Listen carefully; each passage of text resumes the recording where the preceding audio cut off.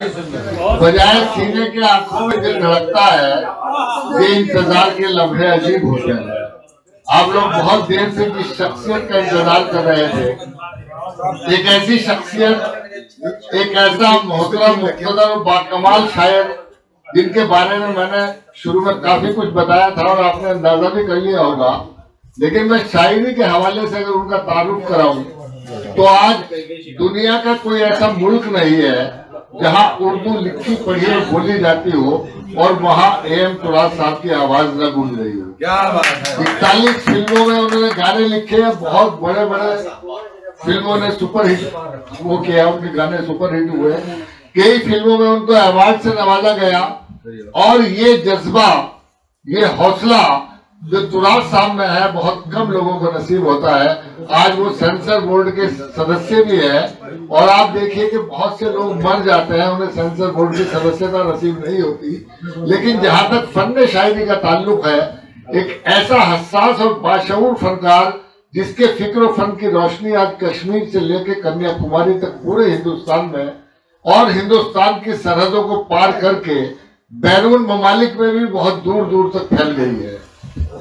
आपके दिलों की धड़कनों पर दस्तक देने वाला वो शायर जो अल्फाज की दोशीज़ाओं के पैरों में तरन्नुम की पायल बांधकर उन्हें जज्बात और एहसासात की धुन पर रक्स कराने में माहिर है। उसकी आवाज का जादू, कलाम की नगमगी और शेर पढ़ने का खूबसूरत अंदाज यकीनन आपके दिलो दिमाग पर दस्तक देता हुआ रूह की गहराइयों में उतर जाएगा। मैंने बहुत बड़े बड़े मुशायरों में उनके साथ शिरकत की है और अभी मैंने जैसा बताया था कि बेंगलोर जो गुलिस्तान शहर गुलिस्तान कहलाता है, वहां फूलों की कोई कमी नहीं है। 1.5 घंटे तक मैंने इन शख्सियत के सर पर फूल बरसते हुए देखे। मैं इन अशार के साथ कि सिसकती रुत को महकता गुलाब कर दूंगा, मैं इस बहार में सबका हिसाब कर दूंगा और मुझे गिलास के अंदर एक कैद रखवाना, मैं सारे शहर का पानी शराब कर दूंगा। जोरदार तालियों से इस्तकबाल करें साहिब जश्न मेहमान खुसूसी AM तुराब साहब। अस्सलाम वालेकुम। देखिए, वाकया ये है, बिल्कुल मैं सच्ची बात जो है करने की कोशिश करता हूँ हमेशा। देखिए, वाकया ये है कि अभी आपने यहाँ बहुत बड़ी और बहुत अच्छी शायरी सुनी है। ना तो मैं इस मकाम पे पढ़ने के लायक हूँ और न ही मैं इस लायक हूँ कि मेरा जश्न किया जाए। ये तो आसिफ साहब की मोहब्बत है। बहुत बहुत शुक्रिया आप सबकी मोहब्बत है। जनाब आसिफ साहब को जन्मदिन की बहुत सारी मुबारकबाद और अल्लाह उनकी उम्र जो है वो बहुत लंबी करे और वो हमेशा जो है वो इंसानियत का पैगाम सारी दुनिया तक पहुँचाते रहें। और उसके बाद बात यह है कि मैं बहुत ही छोटा शायर हूँ और यूं कह लीजिए कि बस मैं तालिब इल्म हूँ। और एक बात मुझे यहाँ और कहनी है कि मैं दुनिया भर के मुशायरों में जो है वो शिरकत की है। आपके हवाले से, आप सबकी मोहब्बतों से ये मकाम मुझे मिला है। क्योंकि और ये जैसे मैं अभी अमेरिका भी था, पिछले 1 हफ्ते मुझे अभी आके हुआ है, अभी तो वो जेट लैग भी ठीक नहीं हुआ है।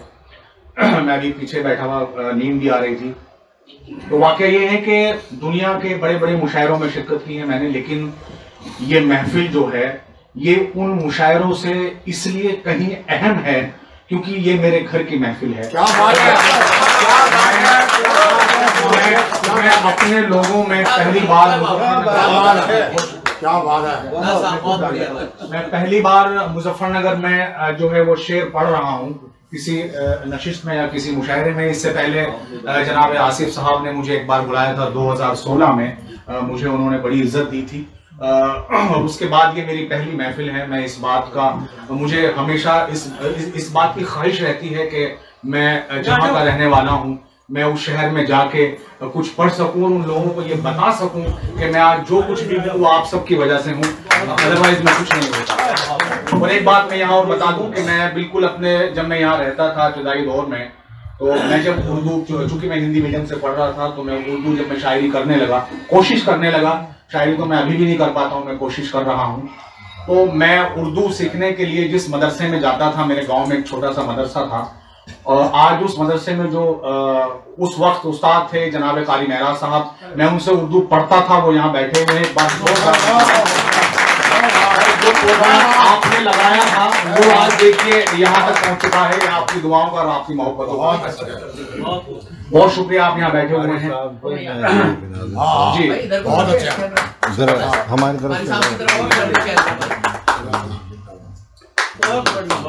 जी बहुत शुक्रिया साहब, आपकी मोहब्बतों का बगैर किसी तमीज के बातों की जरूरत नहीं है ज्यादा, क्योंकि मुझे बहुत बातें करनी आती भी नहीं है।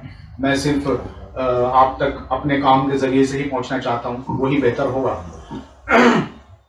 जैसा कि मैंने कहा कि बहुत बड़ी बड़ी बातें यहाँ पे आपने सुनी है और इंशाल्लाह आगे भी आप सुनते रहेंगे। मुझे बड़ा फख्र है कि मेरे शहर में इस तरह के शोरा हजरात जो है वो मौजूद है कि इतना अच्छा कलाम जो है वो सुनने को मिला। एक बहुत छोटी सी बात से मैं अपनी बात का आगाज करता हूं कि जो मैंने महसूस किया है अब तक, और मेरी बजाय शायरी भी है, कि जिंदगी नाकामियों के नाम हो, जिंदगी नाकामियों के नाम हो, इससे पहले कोई अच्छा काम हो। इससे पहले कोई अच्छा काम हो, और इसलिए गुमनाम रखा है तुझे, क्यों तू मेरे नाम से बदनाम हो। एक बात मैं यहाँ बताता चलूं कि इस साल मुझे बहुत सारे अवार्ड मिले पद्मावत फिल्म के लिए। जितने भी अवार्ड थे वो सब मिल गए। एक लास्ट अवार्ड था जिसे हम नेशनल अवार्ड कहते हैं, उसमें मेरा नॉमिनेशन था, मुझे वो नहीं मिल पाया, मुझे बड़ा दुख था। आप यकीन करें, इस महफिल में बैठ कर यहाँ अपने लोगों के बीच इज्जत पाके मुझे उस अवार्ड से कोई दुख नहीं है, कोई गम नहीं है। मुझे बस ये अवार्ड ये है कि मुझे आप लोगों ने मोहब्बत दी और यहाँ बुलाया और मेरा एक जश्न रखा। तो उसके बाद फिर मैं एक मतलब और 2-3 शेर से अपनी बात शुरू कर रहा हूँ कि ठहरे हुए एहसास का मंजर नहीं आया, ठहरे हुए एहसास का मंजर नहीं आया, मुद्दत से सफर में हूं मगर घर नहीं आया,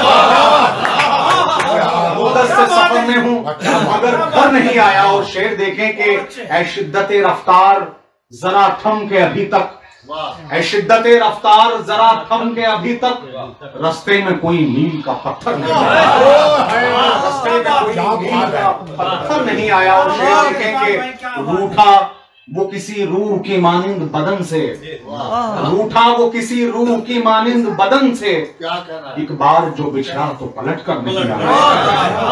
बहुत शुक्रिया।